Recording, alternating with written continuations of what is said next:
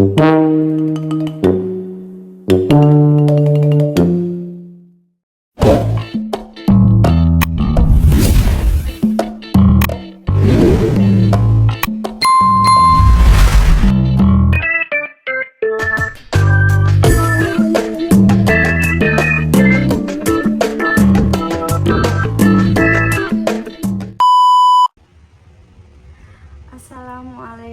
warahmatullahi wabarakatuh. Perkenalkan, nama saya Salsabila. Saya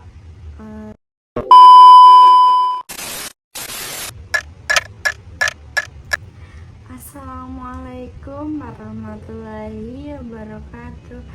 Halo semuanya, perkenalkan, nama saya Salsabila. Saya dari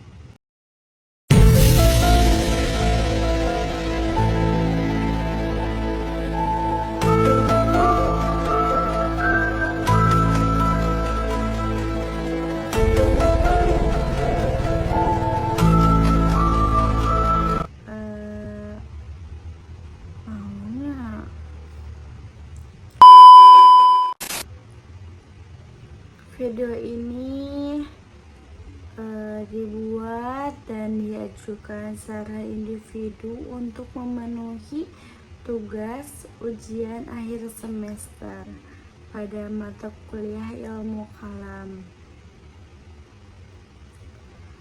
dalam durasi minimal 20 menit.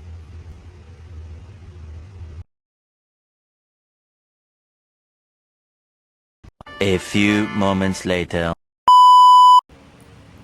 Selamat siang kepada yang terhormat Bapak Ishak Suryo Nugroho, MSI, selaku dosen pengampu mata kuliah ilmu kalam, dan serta teman-teman yang saya banggakan dan saya cintai. Saya akan mengupas tuntas 4 poin utama pembahasan.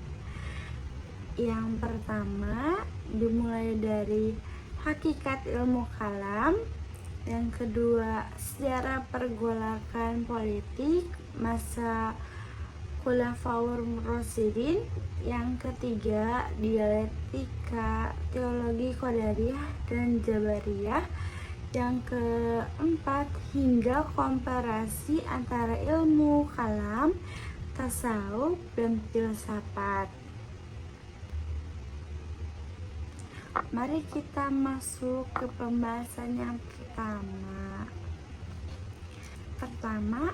Mari kita pahami apa sih itu ilmu kalam.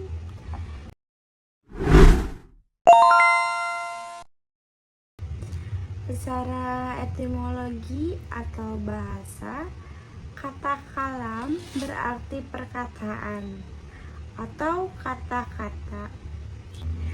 Ada dua alasan mengapa disebut ilmu kalam secara bahasa. Alasan yang pertama, karena persoalan terbesar yang memicu perdebatan di awal kemunculannya adalah tentang kalamullah, yaitu apakah Al-Quran itu qadim, kekal, atau hadis, makhluk atau baru. Alasan yang kedua, karena dalam pembahasannya para ulama menggunakan argumen-argumen rasional dan logika kata-kata untuk mempertahankan akidah.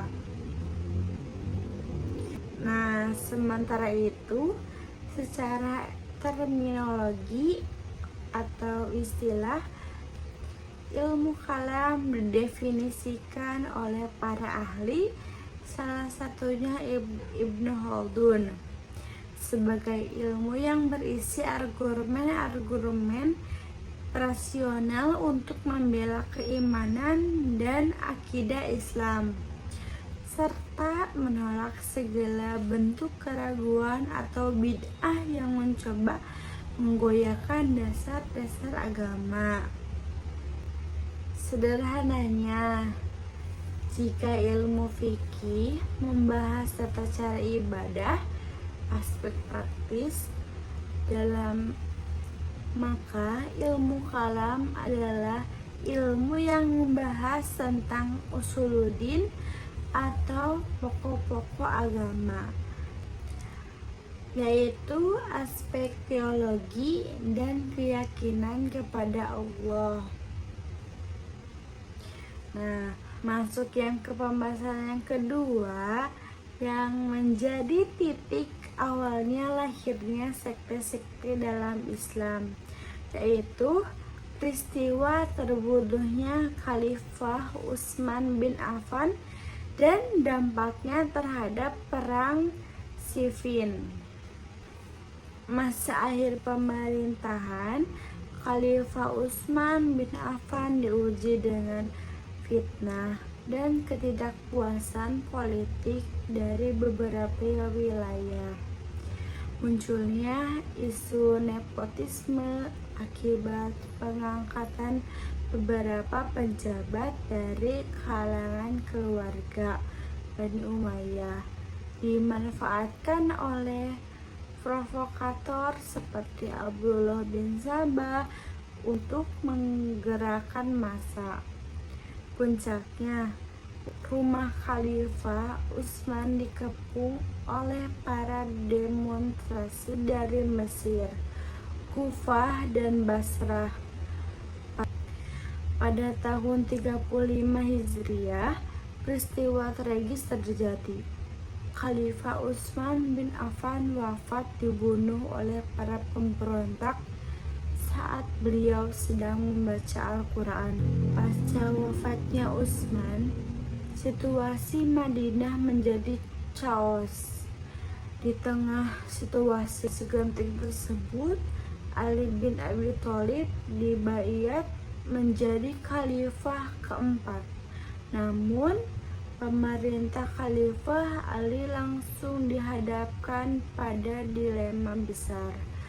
Prioritas Ali adalah menstabilkan negara terlebih dahulu, merendam pemberontakan, dan menata ulang pemerintahan. Di sisi lain, Muawiyah bin Abi Sufyan yang saat itu menjabat sebagai gubernur Syam sekaligus kerabat terdekat Utsman menuntut agar pembunuh Utsman segera ditangkap dan dikias. Sebelum mereka menyatakan kesetiaan baiat kepada Ali, perbedaan prioritas politik itu memicu ketegangan. Muawiyah menganggap Ali melindungi atau di sisi lain, Muawiyah bin Abi Sufyan yang saat itu menjabat sebagai gubernur Syam sekaligus kerabat dekat Utsman menuntut agar pembunuhan Utsman segera ditangkap dan dikias. Sebelum mereka menyatakan kesetiaan kepada Ali, perbedaan prioritas politik ini memicu ketegangan. Muawiyah menganggap Ali melindungi atau melambatkan pengusutan pembunuhan Utsman, sementara Ali melihat tuntutan Muawiyah bermuatan politis dan bisa mencegah belah stabilitas yang belum penuh. Ketegangan ini memuncak pada tahun 37 Hijriah dalam perang Siffin di tepi sungai Efrat. Pertempuran sengit terjadi antara pasukan Ali dan pasukan Muawiyah ketika pasukan Ali hampir menenangkan pertempuran. Amir bin As dari kubu Muawiyah mengangkat Al-Quran di ujung ombak, mengusulkan gencatan senjata dan diplomasi yang dikenal sebagai tahkim, arbitrase. Peristiwa tahkim inilah yang nantinya memecah pasukan Ali menjadi golongan Khawarij yang keluar karena menolak arbitrase dan Syiah yang setia pada Ali, yang menjadi cikal bakal perdebatan teologi dalam ilmu kalam. Pergolakan politik di masa lalu memicu pertanyaan teologis. Apakah perbuatan manusia, termasuk dosa membunuh sesama muslim, adalah takdir Allah atau kehendak manusia sendiri? Dari sinilah lahirlah dua pemahaman ekstrim yang tersaling bertolak belakang, Qadariyah dan Jabariyah. Yang pertama, paham Qadariyah.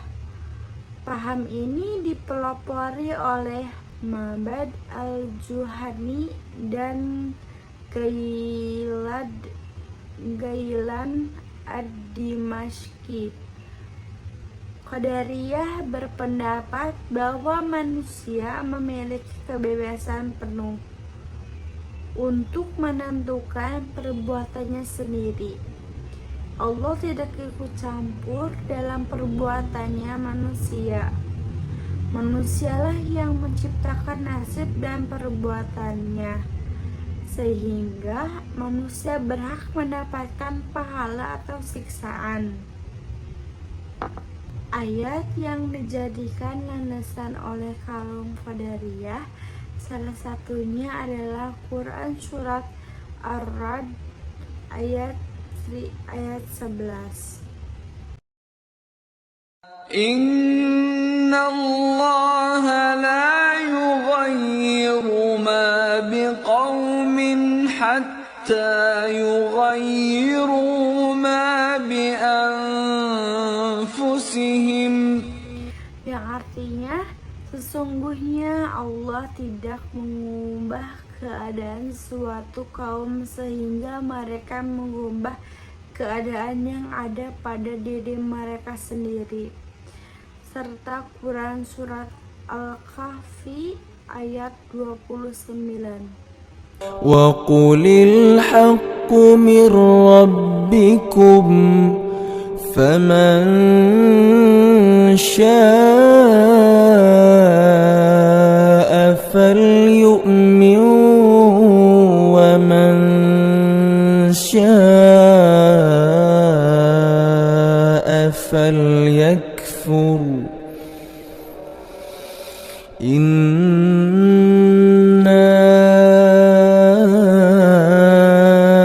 أعتدنا للظالمين نارا أحاط بهم سرادقها وإن يستغيثوا يغاثوا بماء كالمهل يشوي الوجوه بئس الشراب وساءت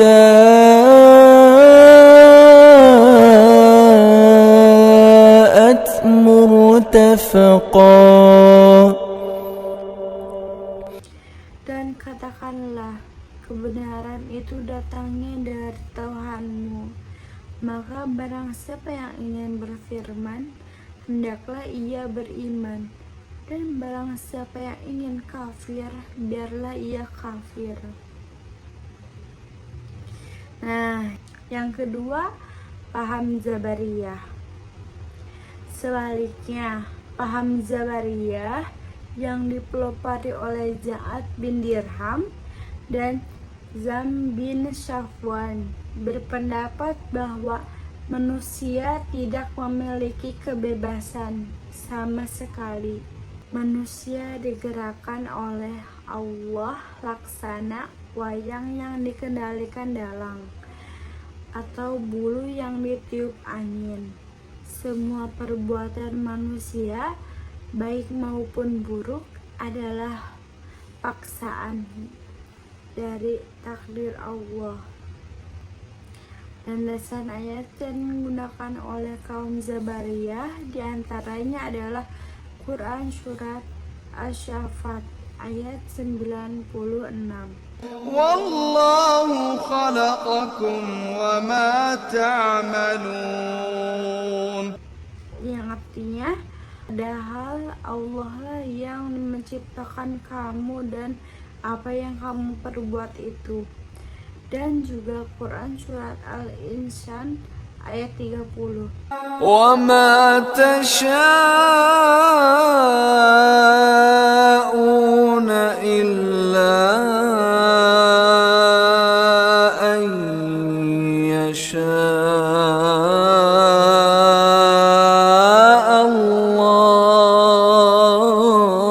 الله إن الله كان عليما حكيما. Dan kamu tidak mampu menempuh jalan itu kecuali dia dikehendaki Allah.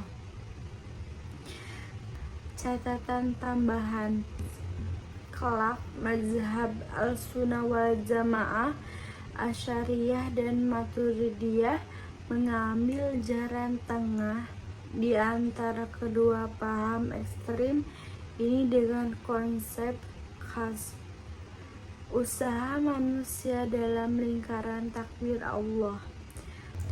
Pembahasan yang terakhir adalah mengenai komparasi antara 3 disiplin keilmuan Islam: ilmu kalam, tasawuf, dan filsafat Islam. Ketiganya memiliki irisan yang kuat namun menggunakan pendekatan yang berbeda. Persamaannya, ketiga ilmu ini memiliki objek material yang sama, yaitu mencari kebenaran tentang Tuhan, Al-Haq, alam semesta dan manusia. Ketiganya sama-sama bertujuan untuk mendekatkan manusia kepada pemahaman yang benar tentang hakikat penciptaan dan eksistensi pencipta.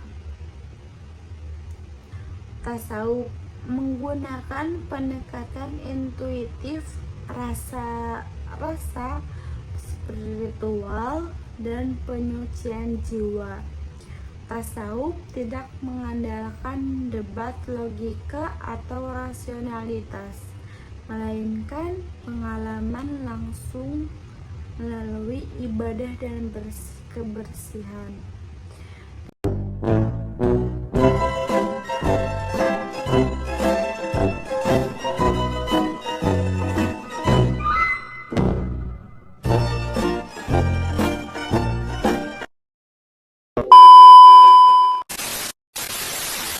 Mohon maaf atas segala kekurangannya dalam tutur kata maupun penyajian visual. Terima kasih atas perhatiannya. Billahi wa taufiq wal hidayah. Wassalamualaikum warahmatullahi wabarakatuh.